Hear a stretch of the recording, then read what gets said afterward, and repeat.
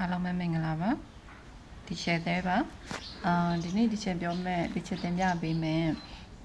စာလေးကတော့ grade 1သင်ချာလေးဖြစ်ပါတယ်စာမျက်နှာ92ကပါရှိက1 2 3 4 5 6 9 10ပေါ့နော်ဒီကနေပြီးတော့10အထိရယ်ဒီကနေပြီးတော့50အထိဒီကနေပြီးတော့100အထိပေါ့နော်တဲလီတို့ရေးတတ်ပြီလို့ထင်တယ်အဲ့ဒီဟာလေးတွေရေးတတ်ပြီးသွားပြီဆိုရင်ဒီချက်တော့စပြီးတော့ပေါင်းတာလေးတွေလာမယ်ပေါ့နော်ပေါင်းတာလေးတွေလာတဲ့အခါကျရင်ရိုးရိုးဒီကနန်းနှစ်ခုပေါင်းတာလေးတွေလာမယ်ပေါ့နော်အဲ့ဒီဟာလေးတွေကလည်းဒါတို့သမီးတို့တက်မြောက်ပြီးပြီလို့ဒီချက်ရောင်းကြည့်တယ်ပေါ့နော်โอเคအဲ့တော့ဒီခုတစ်ခါကျတော့ချက်တို့က30ကျော်တဲ့ကနန်းတွေကိုတွက်မယ်အဲ့တော့30ကျော်တဲ့ကဏ္ဍမျိုးတွက်ခါကြရင်တသားတို့မိမိတို့ရဲ့လက်ကလေးတွေမှာတစ်ဖက်5ချောင်းစီပဲပါတာဖြစ်တဲ့အတွက်ပေါင်းလိုက်ရင်10ချောင်းပေါ့နော်အဲ့တော့တသားတို့ရဲ့မိမိတို့ရဲ့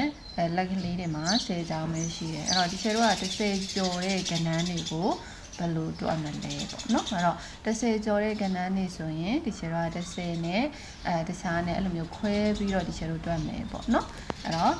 တသားလေးတွေလိုက်ကြည့်ရင်လည်းတသားလေးတွေတခြားလေးလိုက်နာထားမို့နော်ဒါမှမဟုတ်မိမိတို့ကတသားတို့ကိုပြန်တင်ပေးမယ်ဆိုလဲမိမိတို့ကတခြားလေးကြည့်ပြီးတော့တသားတို့ကိုပြန်တင်ပေးမယ်ဆိုရင်အပေါ်ဝင်လေးမကုန်တော့ဘူးပေါ့နော်အဲ့တော့ချက်ကူပြောမှာကစာမျက်နှာ62ပေါ့နော်စာမျက်နှာ62က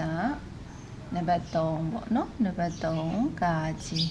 နံပါတ်3ကာကြီးကသူကဘာနဲ့ပေါင်းမလဲဆိုရင်12ရဲ့ဒီချက်တို့2ရဲ့ပေါင်းမယ်ပေါ့နော်12ရဲ့2ရဲ့ပေါင်းမယ်အဲ့ဒီမှာသားတို့သမီးတို့ရဲ့လက်မှာ10ချောင်းပဲရှိတယ်ဟုတ်လား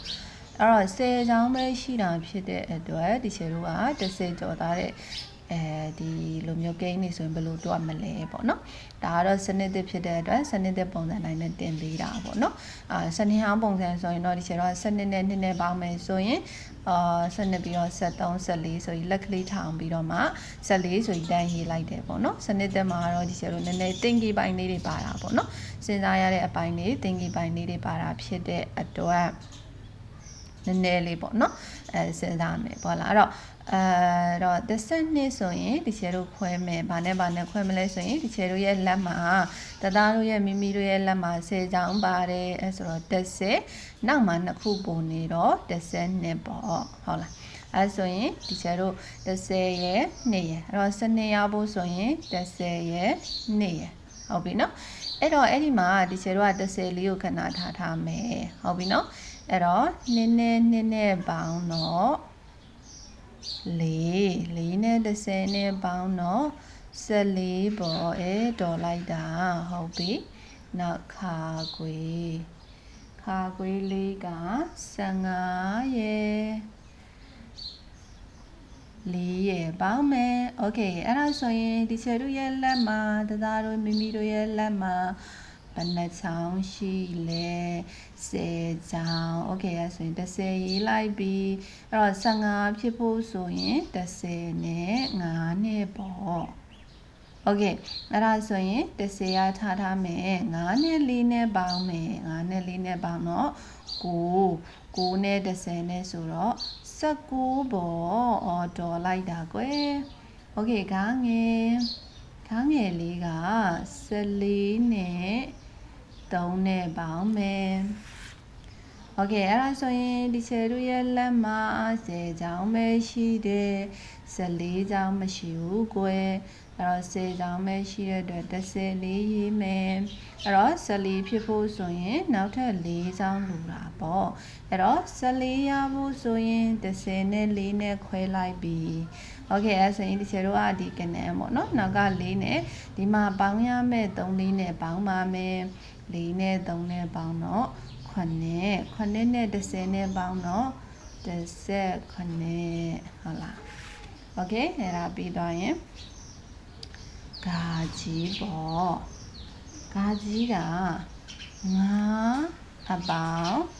17โอเค9ကဒီချေတို့ခွဲမှာမဟုတ်ဘူး10ကျော်တဲ့ကဏ္ဍကိုခွဲမယ်โอเคဒီချေတို့ရဲ့လက်မှာတသားတို့မိမိတို့ရဲ့လက်မှာ10ချောင်းပဲရှိတယ်โอเคအဲ့ဒါဆိုတော့10ရေးလိုက်ပြီး 17ရဖို့ဆိုရင်30နဲ့1နဲ့ပေါ့တော်လိုက်တာကွယ်โอเคအဲ့ဒါဆိုရင်ဒီချေတို့ပေါင်းမယ်ဒီမှာစွန်ထွက်နေတဲ့ဒီ1လေးရဲ့ရှေ့ရ5လေးရဲ့ပေါင်းတော့5နဲ့1နဲ့ပေါင်းတော့6ပေါ့6နဲ့30နဲ့ပေါင်းရင်16ပေါ့โอเค now number 5 number 5က73အပေါင်း5 okay အဲ့ဆိုရင်ဒီချေတို့ရဲ့လမ်းမှာ73ချောင်းမရှိဘူး okay 73ချောင်းမရှိတဲ့အတွက်ဒီချေတို့လက်မှာ10ချောင်းပဲပါတော့30ရေးလိုက်ပြီး73ဖြစ်ဖို့ဘယ်လောက်လို့လဲ3လို့တယ်ဟုတ်တာပေါ့အဲ့တော့30နဲ့3နဲ့ဆိုရင်73ဖြစ်သွားပြီโอเคအဲ့ဒါဆိုရင်ဒီချေတို့ပုံမှန်တိုင်းပဲ3နဲ့5နဲ့ပေါင်းမယ်8နဲ့30နဲ့ပေါင်းတော့18ပေါ့ဒေါ်လိုက်တာโอเคအဲ့ဒါဆိုရင်နံပါတ်စာလုံးလေးကအင်စာယူသွားပြီเนาะโอเค